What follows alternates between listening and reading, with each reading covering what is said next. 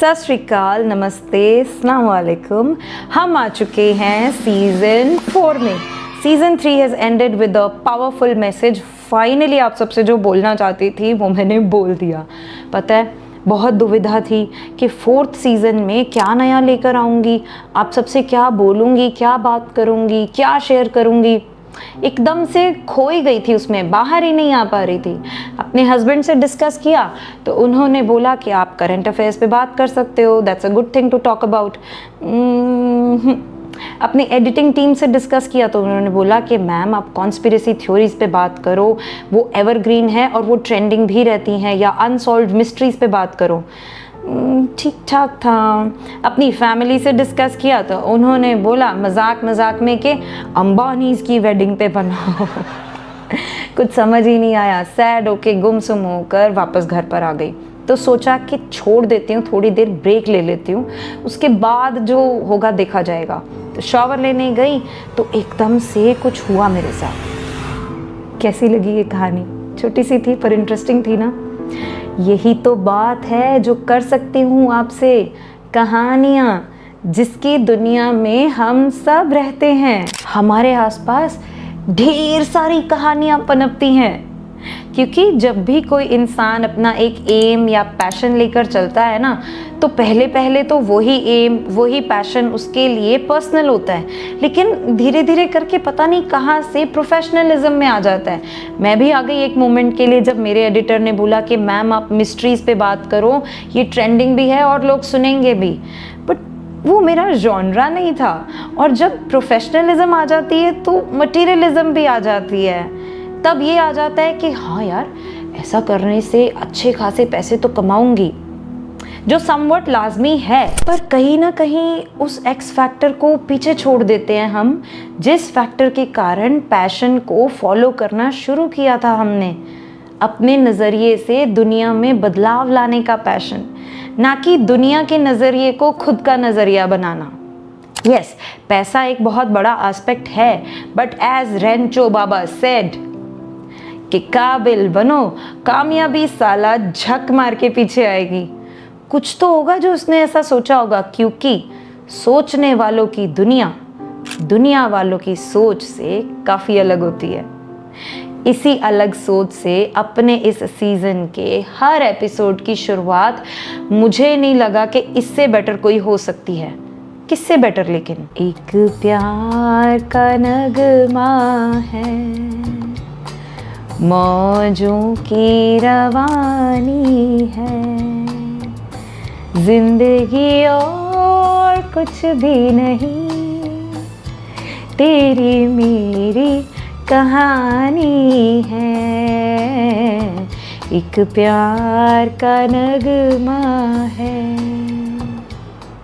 तो इसीलिए मैंने सोचा कि क्यों ना कहानियाँ सुंदर वाली, अच्छी वाली, हल्की फुल्की वाली लेकर सामने आओ। कॉमेडी सब कर रहे हैं, dark stories, politics, current affairs सबने बोल दिया, डांस ट्यूटोरियल्स भी हो गए, लेकिन इसके बारे में क्यों नहीं कोई बात करता? क्यों ना ऐसे नज़रिए से हम देखना शुरू करें जिसमें हमें जॉय महसूस हो, जिसमें हमें एक चार्म महसूस हो, थोड़ी देर के लिए ही सही यार। और ऐसा करने से ऑन एन एवरेज सोचो कि दुनिया में कितना कुछ क्वांटिटी में कम हो जाएगा। टेंशन, थकान, सारी दुनिया की चिक चिक, है ना? तो मेरे साथ आओ, मैं आपको लेकर चलती हूँ कहानियों के शहर में। इसीलिए इस सीज़न का नाम मैंने रखा है जिंदगी तेरी मेरी कहानी है। Ladies and gentleman, you're cordially welcome to a new kind of recycled crap and welcome to season 4 जिंदगी तेरी मेरी कहानी है।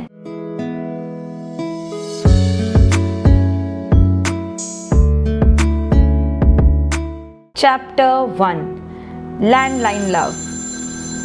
अनिकेत मेहरा और साक्षी चंदोक दोनों की शादी को 6 साल हो चुके हैं। इन दोनों की मैरिज लव कम अरेंज्ड कम लव थी। अब ऐसा क्यों हुआ? या तो अरेंज्ड कम लव होती है या तो लव कम अरेंज्ड होती है।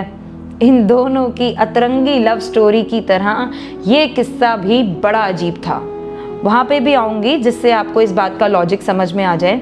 लेकिन इनकी शादी के 4.5 साल के बाद इनकी लाइफ में प्रॉब्लम्स आना शुरू हो जाती हैं। वो ही यूजुअल वाली जो शादी के थोड़े सालों बाद हर छोटी छोटी बात पर चिक होती है, वैसी वाली।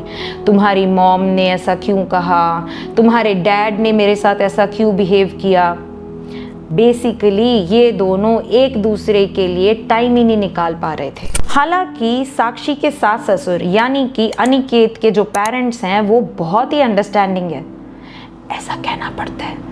थोड़ी बहुत प्रॉब्लम्स तो हर जगह होती हैं, लेकिन यहाँ प्रॉब्लम वही यूजुअल वाली सास बहू की किटकिट नहीं थी। यहाँ प्रॉब्लम ये थी कि साक्षी के साथ अनिकेत की मॉम का टाइम स्पेंड करना खुद अनिकेत को ही नहीं पसंद था, क्योंकि उन दोनों की आपस में जमती भी बहुत थी। और जो 4.5 साल के बाद प्रॉब्लम्स आना शुरू हुई थी ना, वो ये थी कि अनिकेत की मॉम को अल्जाइमर्स डिजीज़ डिटेक्ट हुई थी। अर्ली स्टेज ही थी अभी, लेकिन इसके कारण साक्षी बेचारी का सारा ध्यान अपने बिजनेस के अलावा होता था अपनी मदर इन लॉ पर। साक्षी का बिजनेस था वाइट नॉइजेस की मशीन्स बनाना या ऐसे इंस्ट्रूमेंट्स बनाना जिनमें ये नॉइजेस पहले से इंस्टॉल्ड होती हैं। ये मशीन्स काम आती थी साइकाइट्रिस्ट्स के लिए, थेरेपी सेंटर्स के लिए या प्रोफेशनल मेकअप आर्टिस्ट्स के लिए, जो कि बहुत कम थे, लेकिन धीरे धीरे करके उसकी क्लाइंटेज भी बढ़ती जा रही थी। साइकाइट्रिस्ट इसको तब यूज़ करते थे जब उनके पेशेंट्स के साथ उन्होंने सेशन लेना होता था। थेरेपी सेंटर्स का भी सेम यूज़ था। साक्षी का बिजनेस अच्छा खासा चल रहा था, ओवरसीज भी काफ़ी डिमांड थी। जब भी उसको साउंड टेस्टिंग के लिए जाना पड़ता, which was 90% of the time, like 4 times a week, तो वाइट नॉइजेस सुन सुन के साक्षी का दिमाग ऑलरेडी ही ठंडा रहता था। लेकिन जैसे ही वो काम के बाद घर पर आती, उसकी मदर इन लॉ की रिस्पॉन्सिबिलिटीज़ एकदम से बेताल की तरह उसके कंधे पर आकर चढ़ जाती कि ये रह गया है, वो रह गया है, वो दवाई नहीं मिल रही, तुम्हारे पापा ने मुझे आज ऐसा बोल दिया, तुम इतनी देर से क्यों आई। इतनी ज़्यादा डिपेंडेंसी साक्षी की मदर इन लॉ की 4.5 साल से लेकर 6 साल तक साक्षी के ऊपर बढ़ती गई कि साक्षी का हाल कुछ ऐसा होता गया कि नेक्स्ट एपिसोड में बात करेंगे। तब तक के लिए प्लीज़ सब्सक्राइब कर दीजिए। स्टोरीज अच्छी हैं, सुनने में मज़ा आएगा। सच्ची बोल रही हूँ। Follow for more.